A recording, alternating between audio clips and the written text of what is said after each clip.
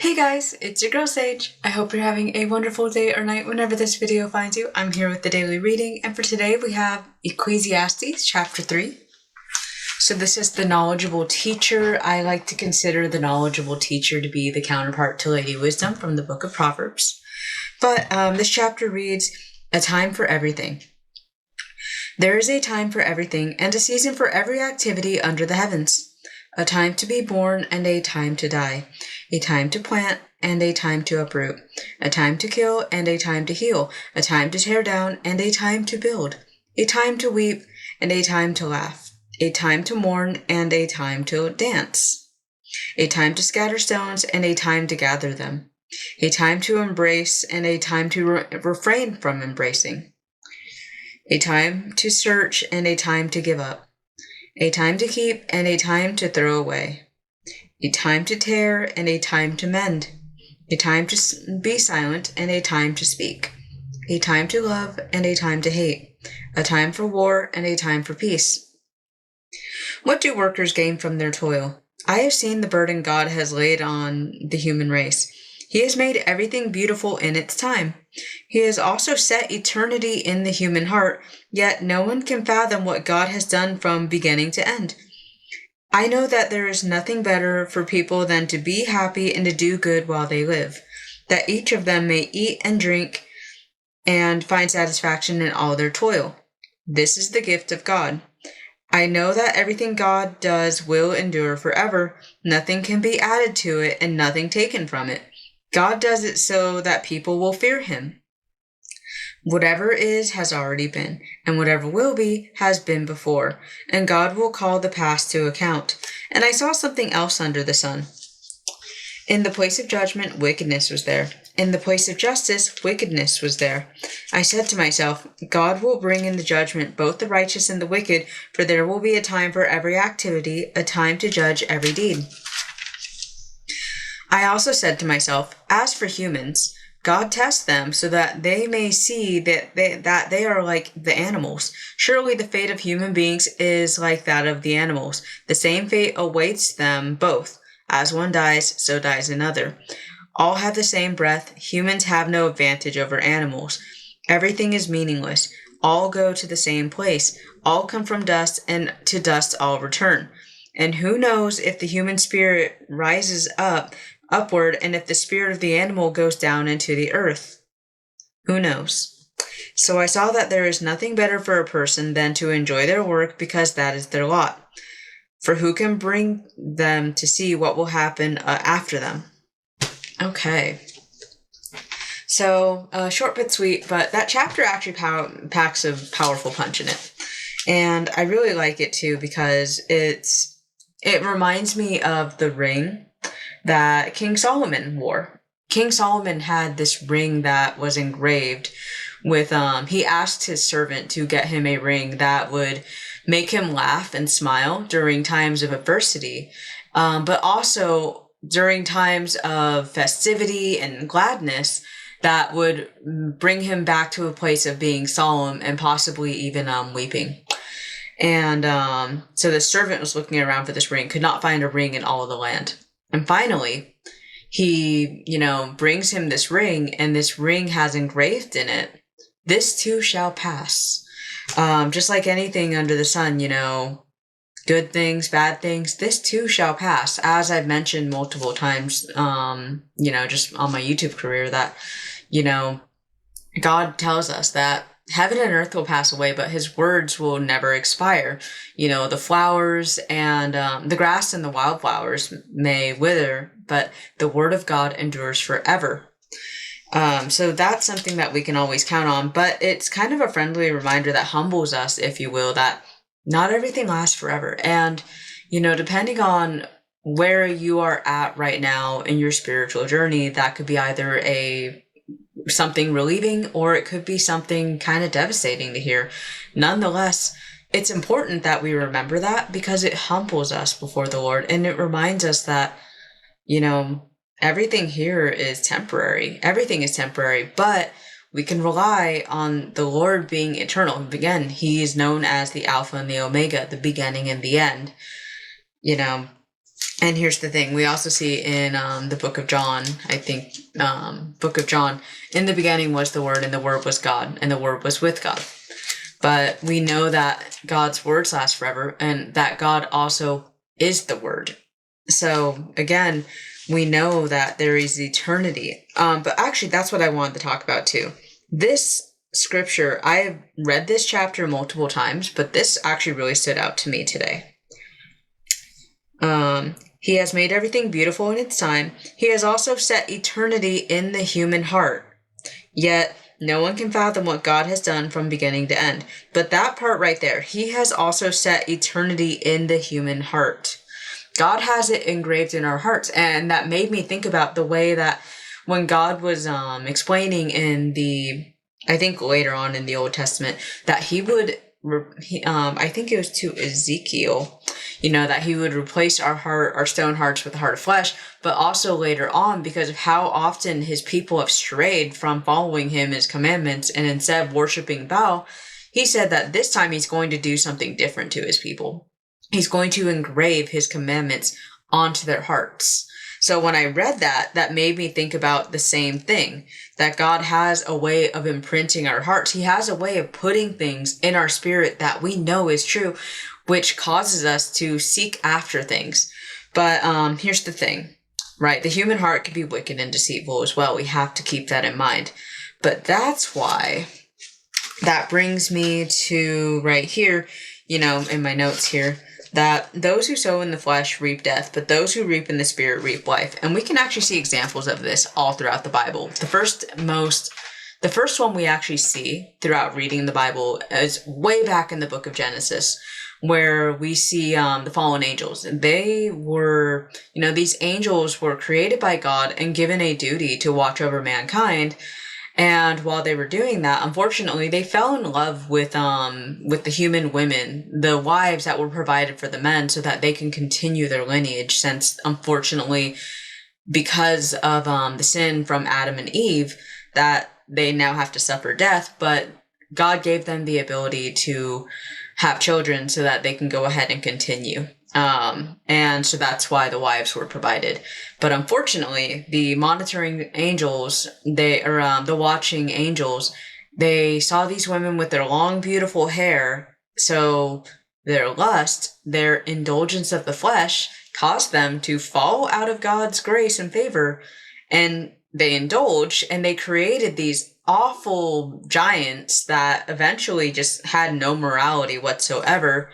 That led to the punishment of them being bound into the earth and just permanently damned. If permanently damned, they have no chance of receiving forgiveness. But anyways, that's the clearest example I could think of right there. They chose to indulge in ways of the flesh rather than to serve in the spirit, if you will. Another example we can see too, because while I was reading this, actually, the scripture Genesis chapter 50 verse 20 came up. So this is after, just to give you some background, this is about Jacob, or Israel's sons. And he has two sons with the woman that he truly loves, and the rest are from the woman's sister that he was tricked into marrying. But one of his sons, the one that he favored the most, is firstborn from the woman he loved, named Joseph. His brothers were jealous of him, and so what they did was they actually wanted to kill him, but they decided not to kill him, and instead sold him into slavery. And they dipped his jacket in goat's blood and went back to their father and said, "Hey, Joseph's dead." And unfortunately, so his father wouldn't come after him. So unfortunately, Joseph was sold into slavery. But here's the thing. His story doesn't end there. He is sold into slavery, and it's his good works that gets him to second in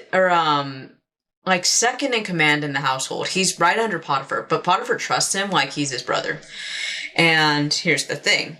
I guess Joseph must have been really good looking or something, because here comes Potiphar's wife. So his owner's wife comes up to Joseph and says, "Hey, I really like you. And she flirts with him, right? But here's the thing. Joseph he's so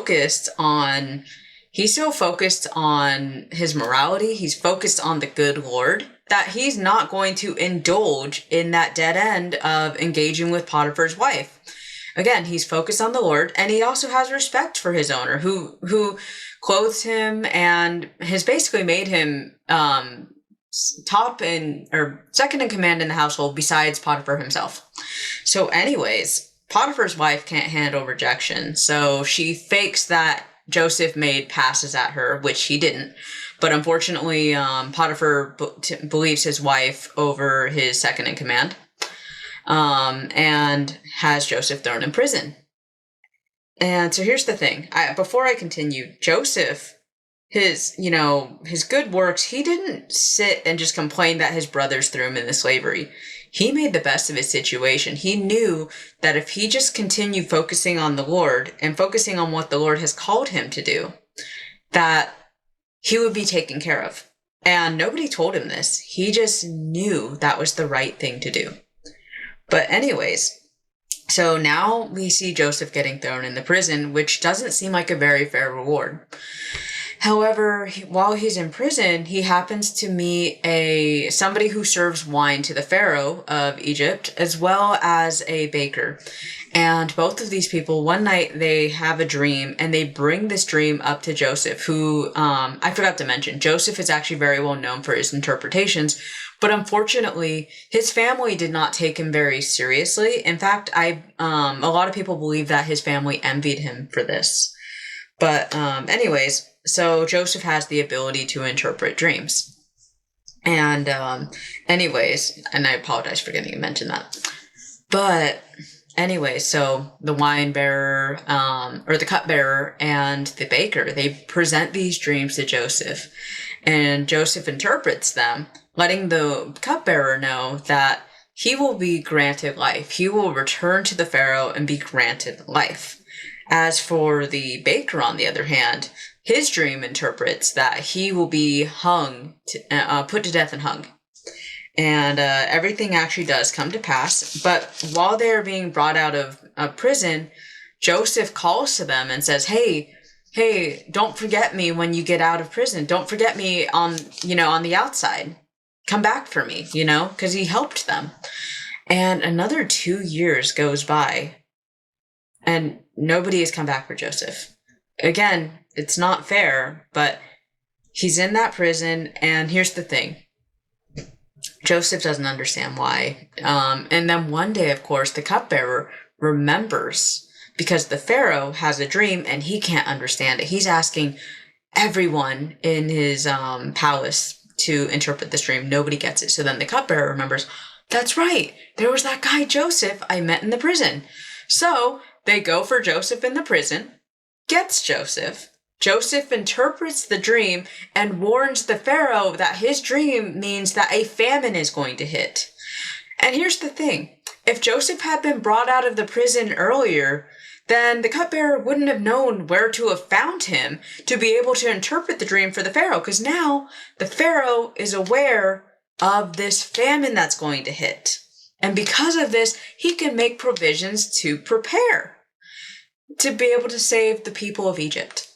So now he has all these granaries of grain. He has all these storages of food saved up so that he can save his palace, he can save his people, and he can take care of thousands of lives. I don't know how many were living in Egypt then, but basically, this served to help save many lives.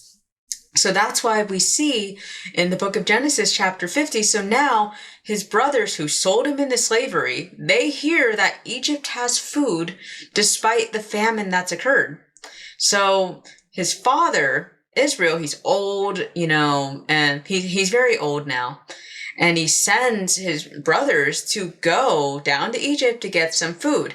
Joseph recognizes his brothers, but his brothers don't recognize him because now he's wearing all this fancy Egyptian, Egyptian royal clothing, right? Robes, I guess. I don't know. Well, he's basically dressed like an Egyptian, and he's wearing the head cover, and he's not dressed like the typical Hebrew person. got his eye makeup done, you name it. But anyway, so Joseph recognizes his brothers, but his brothers don't recognize him. So Joseph kind of pulls a ruse over them, if you will, to kind of test them and to test their love for one another. So he asks to hold on to Benjamin, his only full brother, because the rest are half brothers.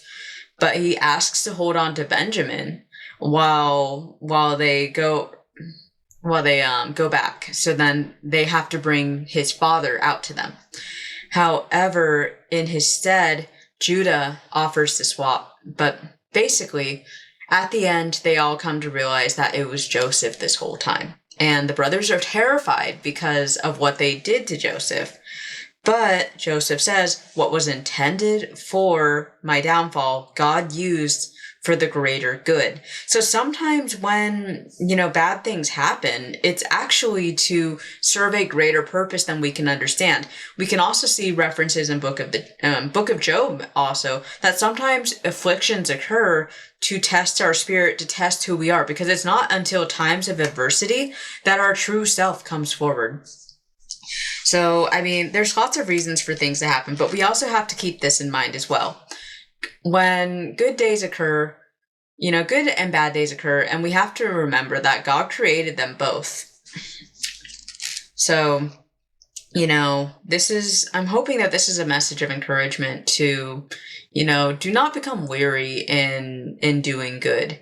For those that reap in goodness and righteousness or those who sow in goodness and righteousness will reap a sure reward. So I just wanted to go ahead and bring that up because, I'm praying that this is an inspiration, whether you are enjoying some good times right now, whether you are going through something right now, pray and trust in the Lord, because no word from the Lord can come back void. And talk to the Lord too, ask him, what has he spoken over your life? What has he called you to do? Because here's the thing, when the Lord will happily guide us if we seek and ask him. And if we delight ourselves in the presence of the Lord, he will grant us the desires of our hearts. That's why he tells us, seek first the kingdom of heaven, and all other things will be added unto you. We have to trust that the Lord has our best interests in mind. And, we can see from other examples throughout the Bible, not just Joseph's, that sometimes we must go through things to get to things, if you will. God isn't a genie that just grants us what we want. Sometimes God has to put us through certain circumstances and situations to prepare us to be who we need to be to receive the blessings that he has in store for us.